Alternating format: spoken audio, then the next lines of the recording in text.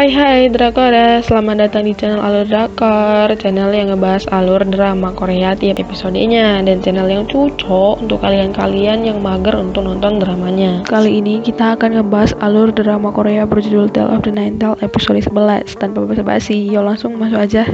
Yeon mengikuti si Imugi dan menariknya dengan kekuatannya. Pisau Yeon gak bisa menembus si Imugi. Mereka pun berkelahi, mereka sampai di atap. Imugi bilang dia sudah hidup lebih lama dari Yeon, sudah lama ada sebelum Yeon lahir. Imugi menginginkan Yeon menyerahkan tubuhnya agar yang lain dibiarkan selamat. Imugi bilang jantung juga gak masalah, tapi Yeon menolak dan bilang Yeon sendiri yang akan membebaskan orang-orang itu. Imugi memancing amarah Yeon dengan mengatakan yang diinginkan Imugi hanya Jia, harusnya Jia dikorbankan untuknya, tapi malah membunuh dirinya dan menyelamatkan Yeon. Yeon mendatangkan awan gelap, tapi malah kaget karena Imugi mengendalikan banyak orang untuk bunuh diri. Yeon menyelamatkan orang-orang itu dan kehilangan si Imugi. Sementara Jia melihat dahi presdir yang bertuliskan si pengkhianat. Ternyata dia yang dicari Jia, yang menyebabkan kecelakaan. Presdir bilang, serahkan roh gunung, maka dia akan membebaskan orang tua Jia. Jia merasa kesakitan, itu karena dia terhubung dengan Imugi. Jia adalah cangkangnya. Si presdir ternyata mengorbankan ibu, anak, dan istrinya untuk Imugi demi bertahan hidup, lalu memberikan obat setetes saja untuk diberikan pada Yeon. Jia harus memilih orang tua atau Yeon. Sementara si kakek berdebat dengan si nenek mengenai putra mereka yang bunuh diri. Tiba-tiba nenek menerima pesan kalau ratusan orang tiba-tiba bunuh diri. Si kakek tahu itu ulah Imugi. Berita itu sudah di mana-mana. Terry masuk ke kantor dan seolah-olah nggak terjadi apa-apa. Lalu Yeon menelepon Jia, tapi nggak diangkat karena Jia lagi bingung harus milih orang tua atau Yeon. Shinju datang ke rumah Yeon mengajak Yuri, lalu Shinju masak sambil ditetapin Yuri yang kagum dengan kemampuan masak Shinju. Shinju memasak makanan Rusia tempat asal Yuri. Yuri sangat terharu dan mengatakan itu sangat lezat. Shinju mengatakan dia ingin menjadi keluarga dan teman Yuri. Tiba-tiba Yeon datang bertanya soal Jia, tapi Jia nggak ada. Jia terus mikirin orang tua atau Yeon.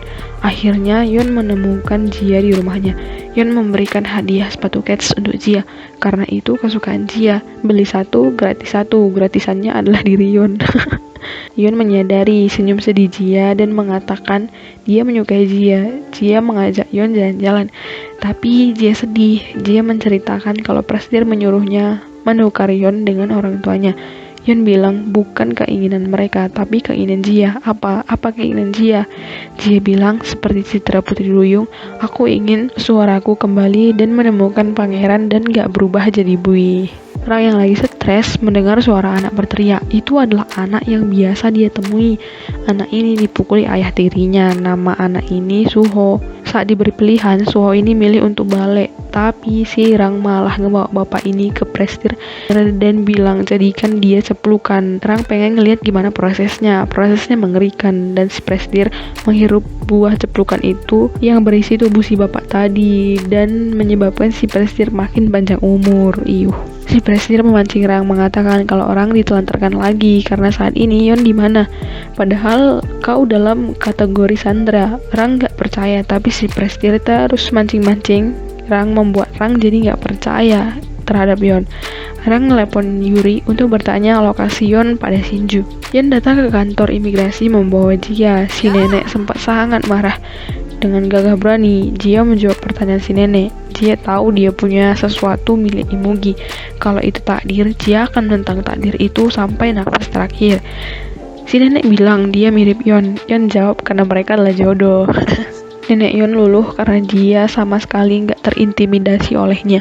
Jia mengatakan keinginannya mau minjam kemustikaan untuk menemukan orang tuanya dengan memberi balasan akan membawa Imugi.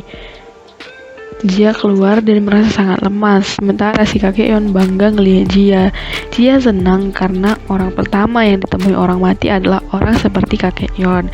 Sementara Yeon masih ngelanjut menggila dengan neneknya. Yeon bertanya apa ada cara membebaskan Jia dari cangkang itu, tapi nggak ada cara, hanya mati. Jia mati, itu aja. Jia akan dikorbankan dan Yeon akan hidup menyakitkan. Itu adalah takdirnya.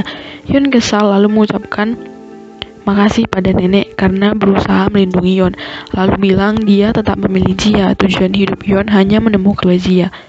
Lalu Yon pergi. Sebelum pergi, si nenek bilang orang tua Jia ada di ceplukan. Yon pun senyum lalu pergi dengan Jia. Sementara itu, Jae-hwan dan teman Jia datang ke rumah Yon mau berkunjung. Lalu akhirnya mereka makan sambil membicarakan direktur, Imugi, Mumi, dan lain-lainnya. Rang terus kepikiran soal perkataan si Prestir. Saat Yon menelepon menanyakan tentang ceplukan, Rang sedih karena Yon hanya membicarakan soal dia aja, lalu mengajak bertemu besok. Rang terus ragu, sangat ragu. Lalu Rang memutuskan akan memancing Yon dan malam itu tidur di rumah Prestir. Yon datang ke tempat janjian. Dari jauh si Prestir melihat Yon. Rang menyeduh kopi lalu memasukkan obat dalam kopi itu. Sementara Prestir melihat Rang dan Yon dari kamera CCTV. Saat mau minum kopi itu, Rang menahan Yon. Rang menanya apa arti Rang bagi Yon. Yon bilang kamu adalah keluarga dan mengatakan perkataan kejam. Lalu menyuruh Yon meminum itu. Yon pun meminumnya. Prestir melihat itu dengan senang. Rang bilang kalau dia pengen membunuh Yon, lalu memberikan obat itu pada Yon. Yon pun menyadarinya lalu jatuh dan pingsan. Prestir yang lihat itu mendatangi Yon lalu nelpon si Imugi. Di kantor Imugi berbincang-bincang dengan teman-teman Jia. Mereka memuji Terry si Imugi ini karena mengetahui banyak hal. Lalu mereka makan bersama. Pesta penyambutan si Terry. Si bos banyak memuji Terry. Tiba-tiba Terry pergi keluar, tapi Jia ngikutin. Jia memarahi Terry karena pergi begitu saja, lalu membuat Terry masuk lagi. Kali ini Rang yang memancing amarah si Prestir. Rang minta supaya Prestir mengakhiri kesepakatan mereka. Prestir bilang akan mengakhirinya dengan caranya sendiri, lalu hendak menusuk Yon, tapi ditendang sama si Rang. Prestir marah dan bilang Rang akan mati jika melanggar peraturan. Tapi ternyata itu bukan Rang, melainkan Yon. Mereka mengubah penampilan mereka dan bertukar. Rang jadi Yon, Yon jadi Rang. Ternyata semalam Yon nemuin Rang yang lagi galau dan minta maaf, lalu meminta Rang tetap di sampingnya. Ternyata orang yang datang semalam ke rumah si Prestir adalah si Yon. Lalu Yon mengancam si Prestir melepaskan Rang atau kubunuh. Mau gak mau, Prestir pun melepaskan Rang dan ikatan itu pun hilang dari Rang. Sementara itu Jia terus menahan Terry agar gak pergi. Tiba-tiba Terry minta supaya Jia putus dari pacarnya. Jia bilang jangan pura-pura romantis Terry, karena kamu bukan apa-apa selain perangkut orang tuaku. Terry tertawa karena Jia tahu hal itu. Ternyata itu rencana Yon untuk terus menahan Imugi. Jia nggak takut karena Imugi nggak mungkin membunuhnya. Imugi membenarkan itu, tapi masalahnya Imugi menyukai Jia. Jia segera menemui Yon karena sangat takut. Jia memeluk Yon, lalu mereka masuk ke rumah dan ternyata di dalam rumah udah ada orang tua Jia yang kembali dari dalam bunga ceplukan. Jia sangat kaget dan senang melihat mereka.